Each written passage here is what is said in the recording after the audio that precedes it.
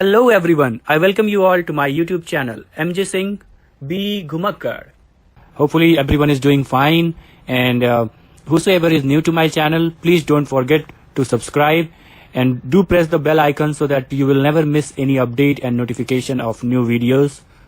आज का video specially Chardham यात्रा 2020 के ऊपर है, तो वीडियो को लास्ट तक देखें प्लीज। हाय व्यूअर्स,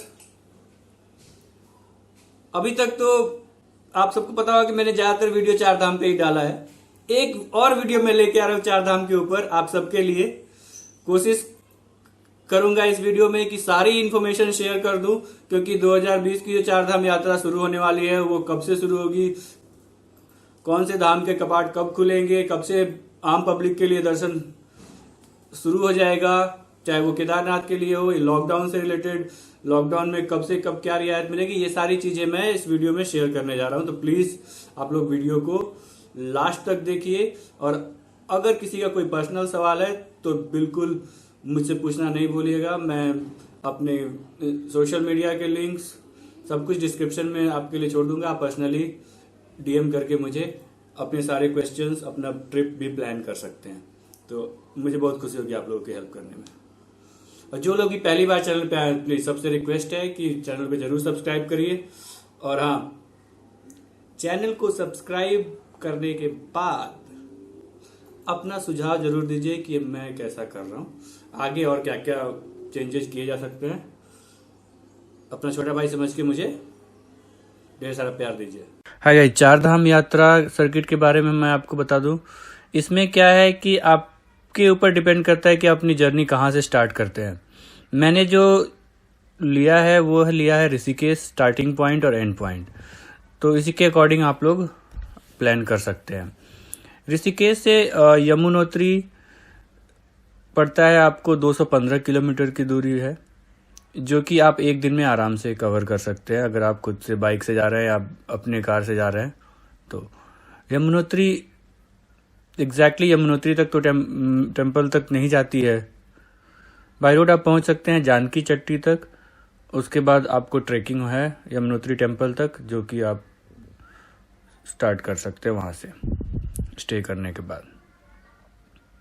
सेकेंड चीज, यमुनोत्री के दर्शन के बाद आप गंगोत्री वहां से निकल सकते हैं। गंगोत्री जानकी चट्टी से अराउंड 222 किलोमीटर है। फिर गंगोत्री के दर्शन के बाद आपको केदारनाथ जाना है। केदारनाथ का डिस्टेंस कुछ 318 किलोमीटर है गंगोत्री से। केदारनाथ भी एग्जैक्टली केदारनाथ तक आप ड्राइव करके नहीं जा सकते। केदारनाथ के लिए आप मैक्सिमम सोनप्रयाग तक ड्राइव करके जा सकते हैं। सोनप्रयाग के बाद आपको वहीं सोनप्रयाग में एक पार्किंग में अपनी गाड़ी पार्क करनी होगी। उसके बाद आपको वहां से लोकल सवारियां चलती हैं जिससे कि आप गौरीकुंड तक पहुंच सकते हैं। नेक्स्ट डे गौरीकुंड से आप लोग अपना ट्रैकिंग शुरू कर सकते हैं केदारनाथ टेम्पल के लिए। इसके बाद केदारनाथ के दर्शन के बाद आपको फिर सोनप्रयाग से अपनी जर्नी स्टार्ट करिए, जो कि बद्रीनाथ के लिए होगी। बद्रीनाथ का डिस्टेंस ज़्यादा नहीं है, 214 किलोमीटर्स है। बीच में आप जो रूट पकड़ेंगे वो हमारे पास ऑप्शंस ऊखीमठ, चोपटा होते हुए चमोली और जोशीमठ होते हुए बद्रीनाथ का रास्ता है। तो ये रूट आपको 214 किलोमीटर्स का है। इसमें आपको बहुत मज़ा आने वाला है, तो आप ये रूट जरूर चुनें। उसके बाद बद्रीनाथ से आप अपने डेस्टिनेशन ऋषिकेश एग्जैक्टली 297 किलोमीटर है। दिल्ली पहुंचना चाहते हैं तो दिल्ली का भी डिस्टेंस मैं मेंशन कर दूंगा। अब आगे मैं एक एक करके चारों धाम की यात्रा, चारों धाम के बारे में थोड़ा बहुत डिस्क्रिप्शन, क्या डिस्टेंस है, कहाँ से क्या, ये सारी चीज़ें मैं एक एक करके डिस्कस करता हूँ। जय माँ यमुनोत्री। सबसे पहले हम चुनेंगे यमुनोत्री इसलिए क्योंकि यमुनोत्री का डिस्टेंस बाकी सारे जगहों से सबसे कम है। तो पहले दिन की जर्नी अगर थोड़ी छोटी रहे तो यूज टू होने में आसान रहता है। तो यमुनोत्री के बारे में बता दो। दिल्ली से यमुनोत्री का डिस्टेंस, यमुनोत्री जो कि एग्जैक्टली जानकी चट्टी तक आप जा सकते हैं, वहाँ तक का डिस्टेंस दिल्ली से पड़ेगा आपको 416 किलोमीटर्स। हरिद्वार से वही अगर आप देखते हैं तो हरिद्वार से है कुछ 219 किलोमीटर, ऋषिकेश से 215 किलोमीटर, और अगर देहरादून से यमुनोत्री जाते हैं तो वहाँ से डिस्टेंस है 170 किलोमीटर। यमुनोत्री जाने के लिए अगर एयरपोर्ट की बारे में बात करें तो एयरपोर्ट आपको सबसे पास का एयरपोर्ट दिल्ली में है और देहरादून में है। तो दिल्ली तक अगर आप एयरपोर्ट से जाते हैं तो आपको फिर देहरादून, ऋषिकेश या फिर हरिद्वार अपनी सुविधा के अनुसार पहुंचना होगा। उसके बाद की जर्नी वहां से आपको प्रोसीड करनी पड़ेगी। फर्स्टली जो इम्पोर्टेंट चीज़ है ध्यान में रखना है, यमुनोत्री जाने के लिए कोशिश करें कि बरसात का मौसम ना चुने। तो मानसून के पहले या मानसून के बाद का टाइम सबसे बेस्ट रहता है चार धाम यात्रा के लिए, क्योंकि लैंडस्लाइड्स काफ़ी ऑफन है उस रोड पे। तो कोशिश करिएगा कि या तो मई जून ये 2 महीने चुने जर्नी के लिए, या फिर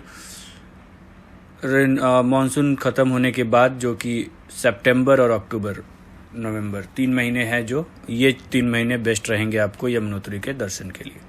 गंगोत्री माता की जय। बात कर लेते हैं गंगोत्री के बारे में।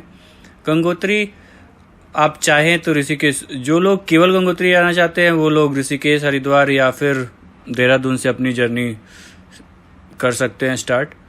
लेकिन जो लोग चारधाम सर्किट पूरा कर रहे हैं उनके लिए बेस्ट रहेगा कि यमुनोत्री के बाद जानकी चट्टी से आप गंगोत्री के लिए निकले।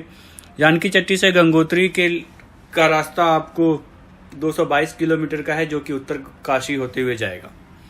दिल्ली से गंगोत्री डायरेक्ट डिस्टेंस है 497 किलोमीटर। हरिद्वार से डिस्टेंस पड़ेगा आपको 285 किलोमीटर्स, और ऋषिकेश से डिस्टेंस पड़ेगा 267 किलोमीटर्स। और यही डिस्टेंस अगर आप देहरादून से करते हैं तो 242 किलोमीटर्स पड़ेगा। यहाँ के लिए भी अगर आप बाय एयर पहुंचना चाहते हैं, नियरेस्ट एयरपोर्ट आपको देहरादून और दिल्ली है। गंगोत्री के बारे में मैं थोड़ी सी जानकारी मैं आपको और दे दूंगा। गंगोत्री बेसिकली गंगा नदी को बोलते हैं। गंगोत्री इज अ प्लेस जहाँ से गंगा नदी का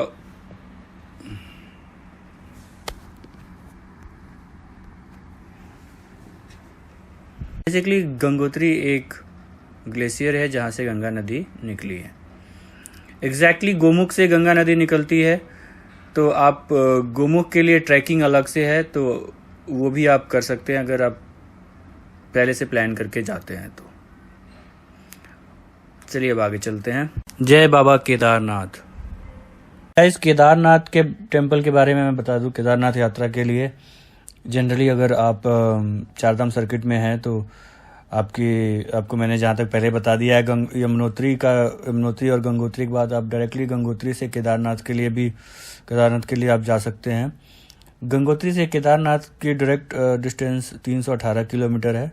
दिल्ली से वही डिस्टेंस 450 किलोमीटर है वाया ऋषिकेश, और फिर फ्रॉम हरिद्वार इसका डिस्टेंस 231 किलोमीटर है, और ऋषिकेश से यही डिस्टेंस आपको 212 किलोमीटर का पड़ेगा। और देहरादून से अगर आप केदारनाथ का यात्रा करते हैं स्टार्ट तो 251 किलोमीटर देहरादून से पड़ेगा आपको ये केदारनाथ टेम्पल। बेसिकली ये सारे डिस्टेंस सोनप्रयाग तक के हैं, क्योंकि सोनप्रयाग के आगे कोई भी प्राइवेट व्हीकल्स अलाउड नहीं है। सोनप्रयाग में ही आपको कार पार्किंग है, जहाँ पे आप अपनी व्हीकल पार्क करके आगे की यात्रा शुरू कर सकते हैं।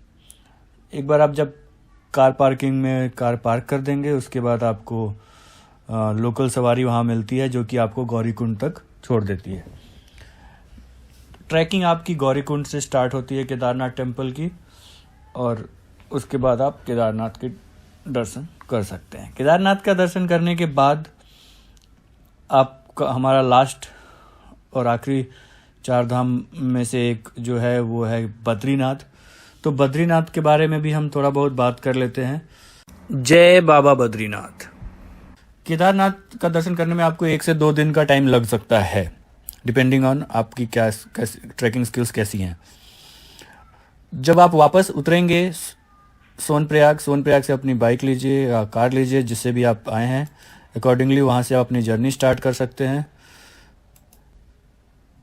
केदारनाथ से बद्रीनाथ का डिस्टेंस ज़्यादा नहीं है, 214 किलोमीटर्स है, लेकिन रास्ता बहुत ही अच्छा है। तो जो आपको रूट चुनना है वो मैं बता देता हूँ। सोनप्रयाग से बद्रीनाथ का जो डिस्टेंस है एग्जैक्टली 214 किलोमीटर्स है। आपको जो रूट लेना रहेगा वो रहेगा आपको वाया ऊखीमठ से जब आप आगे बढ़ेंगे तो चोपटा पड़ेगा आपको। चोपटा में तुंगनाथ का भी मंदिर है, वहाँ भी ट्रैकिंग है, और चोपटा एक one of the hill stations of, आप कह सकते हैं, उत्तराखंड, जो कि उत्तराखंड का जन्नत भी कहा जाता है, और स्विट्जरलैंड भी लोग कहते हैं। स्विट्जरलैंड, उत्तराखंड का स्विट्जरलैंड चोपटा को बोलते हैं। वहाँ पे बहुत ही अच्छा फ़ोटोशूट पॉइंट है, आप वहाँ रुक के फ़ोटो भी खिंचा सकते हैं। उसके बाद आप चमोली होते हुए पहुँचेंगे जोशीमठ, और जोशीमठ से फिर बद्रीनाथ। तो ये है कुछ इम्पोर्टेंट जगह जो रास्ते में पड़ेंगे जब भी आप बद्रीनाथ के लिए जाएंगे। बद्रीनाथ आप डायरेक्टली ऋषिकेश या दिल्ली से भी जा सकते हैं, तो उसका भी डिस्टेंस मैं बता देता हूँ। दिल्ली से टोटल डिस्टेंस बद्रीनाथ का है 416 किलोमीटर, हरिद्वार से है 317 किलोमीटर, ऋषिकेश से 297 किलोमीटर, और देहरादून से 336 kilometre. Again nearest airport will be Delhi and Dehradun. अब वीडियो के लास्ट में पहुंच चुके हैं हम। मैं जाने से पहले कुछ इंपॉर्टेंट चीज़ें भी आप लोगों को बता देना चाहता हूं। कुछ चीज़ों का जो ध्यान रखना है हमें चार धाम यात्रा के दौरान, वो सबसे इम्पोर्टेंट चीज़ है चार धाम यात्रा टिकट। क्योंकि हर एक यात्री जो भी चार धाम के लिए जाते हैं उनका रजिस्ट्रेशन करती है उत्तराखंड गवर्नमेंट। एक्चुअली ये रजिस्ट्रेशन स्टार्ट हुआ 2013 के फ्लैश फ्लड के बाद से। काफ़ी लोग डिस्प्लेस हो गए, किसी का कुछ पता नहीं चला। तो जो कोई भी अब यात्रा पे जाता है उनका रजिस्ट्रेशन होता है, ताकि गवर्नमेंट के पास रिकॉर्ड रहे कि कौन यात्रा करके गया, और वापस आते टाइम आपको ये यात्रा टिकट वापस जमा करना होता है। That is it. अब ये यात्रा टिकट बनेगा कैसे? इसमें रजिस्ट्रेशन बेसिकली होता है, तो आपको एक आईडी प्रूफ लगेगा, और ये यात्रा टिकट आप लोग ऋषिकेश से कोशिश करिए कि ऋषिकेश से बनवा लें। बस स्टैंड के पास बन जाता है, बहुत सारे सेंटर्स है। रास्ते में भी मूविंग सेंटर्स भी हैं जो कि यात्रा टिकट बनाते हैं, क्योंकि जब आप किसी भी एक धाम पहुंचेंगे वहाँ पे रश काफ़ी ज़्यादा हो जाता है, तो आपको तकलीफ ज़्यादा होगी यात्रा टिकट बनवाने में। इसलिए बेहतर होगा आप इनिशियल जब जर्नी स्टार्ट करें तभी आप ये यात्रा टिकट बनवा लें। सेकेंड चीज़, मौसम कभी भी बदल सकता है पहाड़ों का, तो उसके लिए आपको हमेशा तैयारी करके रखनी पड़ेगी, चाहे वो मई के महीने में जाए या फिर आप अक्टूबर के महीने में जाए, किसी भी टाइम जाएं। पहाड़ों के मौसम की कोई गारंटी नहीं है, कभी भी बदल सकता है। तो कोशिश करें कि रेनकोट जरूर रखें अपने साथ, जो कि आपको भीगने से बचाएगा।